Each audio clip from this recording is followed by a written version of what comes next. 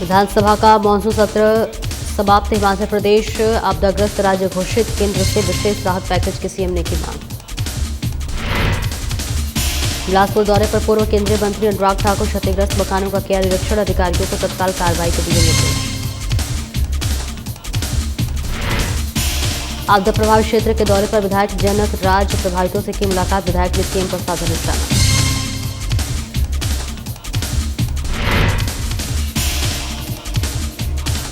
कुंडुनी गांव में भूस्खलन से 22 परिवार प्रभावित, प्रशासन ने सुरक्षित निकाले सभी परिवार। और ओल्ड मनाली पुल से यातायात बहाली के लिए प्रशासन ने की कवायद, पुल के क्षतिग्रस्त हिस्से की मरम्मत कार्य शुरू।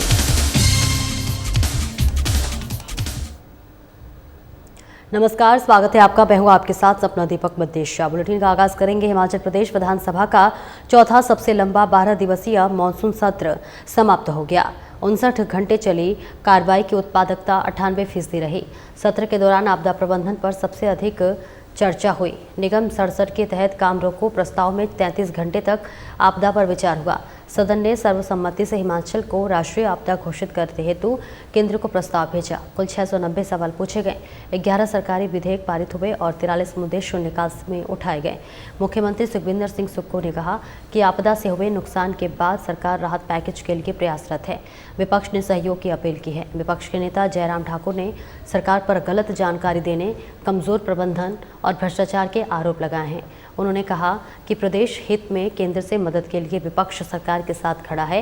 विधानसभा अध्यक्ष कुलदीप सिंह पठानिया ने सत्र को ऐतिहासिक बताया। लगभग 32 से 33 घंटे डिजास्टर के ऊपर ही चर्चा हुई, जिसमें गवर्नमेंट ने एक रेजोल्यूशन भी लाया और जिस रेजोल्यूशन को सर्वसम्मति से हाउस ने अडॉप्ट किया, जो कि नेशनल डिजास्टर घोषित करने संबंधित था। तो वो माननीय सदन ने जो है उसको सर्वसम्मति से पास किया है। और जैसा आप जानते हैं कि मुख्यमंत्री जी ने ये घोषणा की है कि हिमाचल प्रदेश जो है अब उसको जो है डिजास्टर हिट स्टेट जो है उसमें नोटिफाई कर दिया गया है। यानी जो डिजास्टर मैनेजमेंट एक्ट है उसके जो प्रावधान है वो पूरी तरह से हिमाचल प्रदेश के हर जिले में हर स्थान पर लागू हो गए हैं। और उन नियमों के तहत, उस कानून के तहत जो भी आवश्यक सेवाओं की जो को लेखा जोखा वहाँ रखा गया है वो सारे पूरी तरह से प्रशासन के द्वारा जो है वो लागू होंगी। देखिए, ये तो हम सारे एफर्ट्स करते ही हैं। हेलीकॉप्टर लगते हैं मणिमहेश की यात्रा में, बुजुर्गों को ले जाने के लिए 4 हेलीकॉप्टर है और रजिस्ट्रेशन प्रोसेस उसका होता है, रजिस्ट्रेशन प्रोसेस उसका होता है। लेकिन अब हेलीकॉप्टर भी क्या करेंगे जब तक मौसम ठीक नहीं होगा। आज भी हेलीकॉप्टर खड़े हैं, एयरफोर्स के हेलीकॉप्टर की हमने रिक्वेजिशन भेजी है। सभी प्रकार से हम व्यवस्था देख रहे हैं और जैसे ही हेलीकॉप्टर की हमें सुविधा, मौसम खुलता है, मैं निश्चित तौर पर कह सकता हूं कि हम अपने जितने भी बुजुर्ग हैं, जितनी माताएं हैं जो चलने लायक नहीं है, उनको हेलीकॉप्टर के से सरकार द्वारा मुफ्त सुविधा उपलब्ध करवाई जाएगी और उनको उनके डेस्टिनेशन पर कितना महत्वपूर्ण है नकल आज की इसमें युवाओं को कितना फायदा है? देखो, भारतीय जनता पार्टी के समय पुलिस पर पेपर भर्ती लीक हुआ, सबॉर्डिनेट सिलेक्शन से पेपर से भर्ती लीक हुए। हमारी सरकार की मंशा क्या है जो पिछली सरकार ने नहीं किया?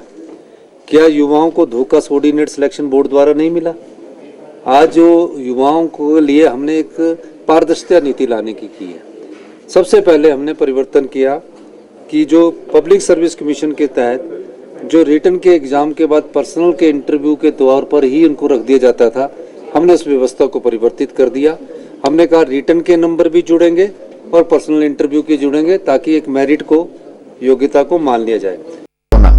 जिनके परिवार के सदस्य गए हैं, जिनके घर बह करके चले गए हैं, उनके ऊपर मामले दर्ज किए हैं। तो इन तमाम मुद्दों को लेकर के हमने चर्चा की और खासतौर से जो हिमाचल प्रदेश में जो रिसोर्सेज को लेकर के जो बात कही है वो आंकड़े बिल्कुल सत्य नहीं है। मेरी जानकारी के मुताबिक जो आंकड़े उन्होंने कहा कि 40% की इंक्रीज हमारे रेवेन्यू में एक्साइज के माध्यम से पहले फाइनेंशियल ईयर में आई, जो सत्य नहीं है, बहुत कम है वो। और दूसरी बात मैं ये कहना चाहता हूं कि जो इनने ऑक्शन की है, जो शराब के ठेके उसमें अभी तक रिकवरी कितनी आने को बाकी है। जो आंकड़ा ये जिक्र कर रहे हैं हिमाचल प्रदेश की विधानसभा के अंदर, वो आंकड़ा सही नहीं है। उस आंकड़े में उसको डिस्प्यूट कर रहा हूं, इसलिए कर रहा हूं क्योंकि लगभग 150 करोड़ के लगभग जो है वो रिकवरी अभी एक्साइज से होनी है। पूर्व कैबिनेट मंत्री सांसद अनुराग ठाकुर आज अपने बिलासपुर दौरे के दौरान नैना देवी विधानसभा क्षेत्र के अंतर्गत मांड्याली, सोल, खरकड़ी, थापना, मझेड़ पंचायत में हुए नुकसान का जायजा लेने के लिए पहुंच रहे हैं। उनके साथ विधायक रणधीर शर्मा भी मौजूद हैं। अनुराग ठाकुर ने जहां पर घर द्वार जाकर लोगों के बरसात से क्षतिग्रस्त रिहायशी मकान का निरीक्षण किया, तो वहीं पर उन्होंने मौके पर प्रशासनिक अधिकारियों और लोक निर्माण विभाग को तुरंत कार्रवाई करने के निर्देश भी दिए।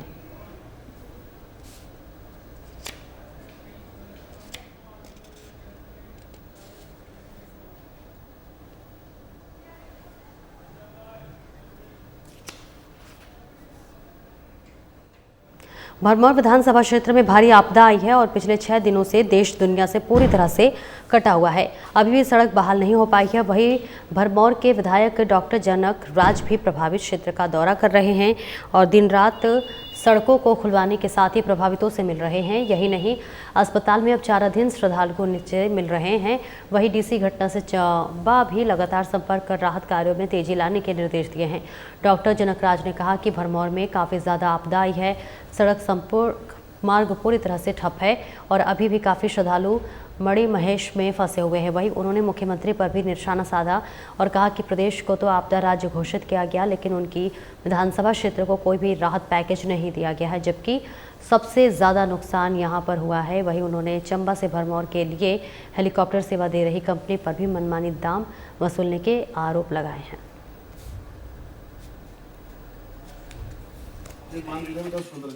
नई यात्रा चल रही थी, हजारों लोगों को पैदल भरमौर से चंबा निकलना पड़ा है और जो आधिकारिक मौत का आंकड़ा अभी तक स्पष्ट नहीं है, परंतु कोई भारी जान माल के नुकसान की कोई ऐसी सूचना नहीं है।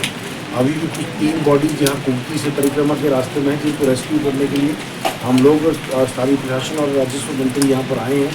परंतु मुझे बहुत दुख इस बात का है कि माननीय मुख्यमंत्री जी ने प्रदेश में मानसूनी आपदा तो घोषित कर दी, परंतु कोई भी राहत पैकेज मेरे चुनाव क्षेत्र को नहीं दिया। और एक और सूचना हमारे पास आ रही है कि हेलीकॉप्टर के माध्यम से जिन लोगों को इस वक्त भरमौर से चंबा छोड़ा जा रहा है, उनसे हेलीकॉप्टर कंपनी मनमाना वसूली कर रही है। मैं इस माध्यम से सरकार से आग्रह करता हूं कि इस पर नियंत्रण करे और इस संकट की घड़ी में लोगों से मनमानी लूट ना करें। जोगिंदरनगर उपमंडल के अंतर्गत आने वाले कुंडी गांव में हुए भूस्खलन से लगभग 22 परिवार प्रभावित हुए हैं। इनमें से 10 घर पूरी तरह से क्षतिग्रस्त हो चुके हैं। राहत की बात यह है कि इस प्राकृतिक आपदा में किसी भी व्यक्ति की जान का नुकसान नहीं हुआ है। हालांकि एक गाय भूस्खलन की चपेट में आकर दब गई है।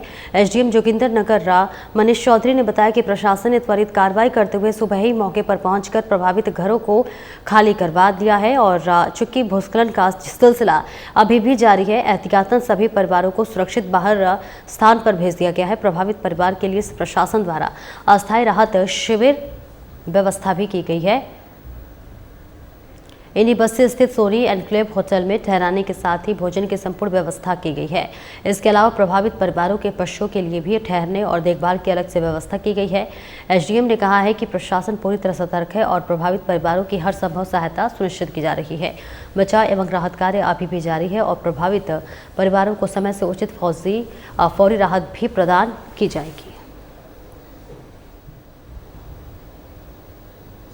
मंडल का कुंडी गांव जो है भूस्खलन की चपेट में आया है, जिससे लगभग 22 या 24 परिवार जो है प्रभावित हुए हैं। सभी लोगों को एहतियाती तौर पर पहले ही इवैक्यूएट किया जा चुका है और जो प्रभावित परिवार हैं उनके लिए रिलीफ कैंप जो है सोनी एनक्लेव में एस्टेब्लिश किया गया है और वहाँ पर जो प्रभावित हैं उनके परिवार वालों के लिए रहने और खाने का इंतजाम भी किया गया है।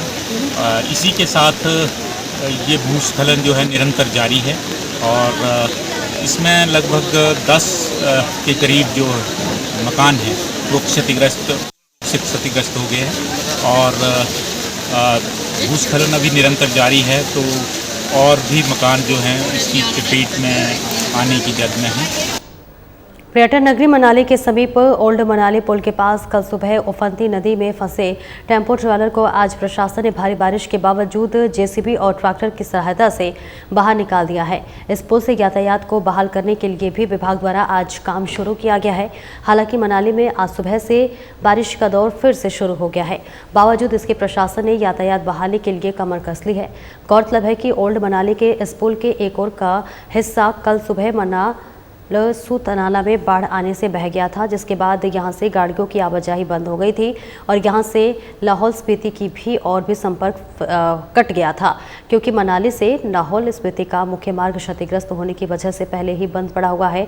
बहरहाल मनाली के आसपास आज सुबह ही फिर बारिश का सिलसिला चला हुआ है, जिससे लोगों को घरों के अंदर रात दुबकने को मजबूर होना पड़ रहा है।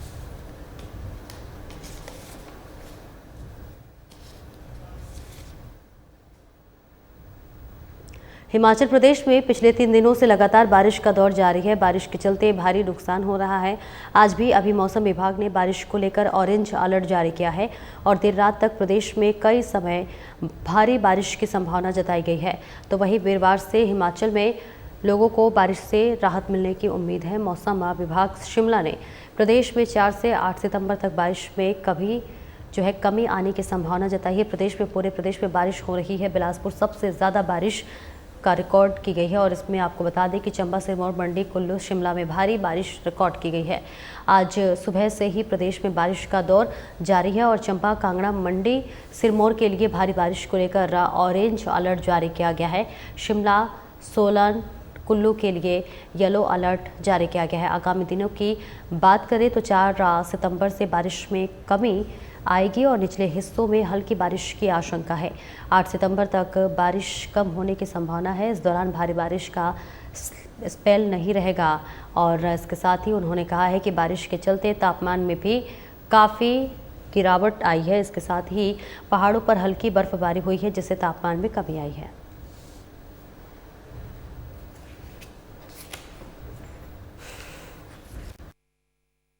देखिए, बीते 24 घंटों में आज अर्ली मॉर्निंग से पूरे प्रदेश में ही देखिए मानसून सक्रिय रहा है और इसके चलते हमारे कुछ एक क्षेत्र हैं जिसमें डिस्ट्रिक्ट बिलासपुर, वहाँ पे वेरी हैवी रेनफॉल भी विटनेस की गई है एक स्टेशन पे। उसके उपरांत डिस्ट्रिक्ट चंबा, सिरमौर, कुल्लू और शिमला, यहाँ पे 1-2 स्थानों में भारी बारिश भी विटनेस की गई है। और आगामी देखिए मौसम की बात करें तो आज 3 तारीख को जैसे कि अर्ली मॉर्निंग से आपका पूरे प्रदेश में मानसून सक्रिय था और बारिश का दौर जारी है। ये आज देखिए देर शाम या रात तक प्रदेश में जो एक्टिविटी है ये कई हिस्सों में जारी रहेगी और हल्के से मध्यम बारिश पूरे प्रदेश में ही होगी और साथ में जो heavy to very heavy rainfall है वो भी कुछ एक क्षेत्रों में संभावना है। अगर डिस्ट्रिक्ट वाइज बात करें, डिस्ट्रिक्ट सिरमौर, किन्नौर, चंबा, कांगड़ा, मंडी, यहाँ पे heavy to very heavy rainfall का ऑरेंज अलर्ट जारी किया हुआ है। जो हमारे डिस्ट्रिक्ट हैं शिमला, कुल्लू और सोलन, यहाँ पे हैवी रेनफॉल का येलो अलर्ट है। और कल 4 तारीख से ये इसमें वेदर की एक्टिविटी काफ़ी कमी आएगी और हालांकि देखिए 4 तारीख से लेकर 8 तारीख तक जो बारिश है वो जो मध्य डिस्ट्रिक्ट है जिसमें कांगड़ा है, मंडी, सोलन, शिमला, सिरमौर, यहाँ पे कुछ एक क्षेत्रों में हल्के से मध्यम बारिश होती रहेगी। हालांकि हैवी रेनफॉल की संभावना कम है अभी। फिलहाल इस बुलेटिन में इतना ही। नमस्कार।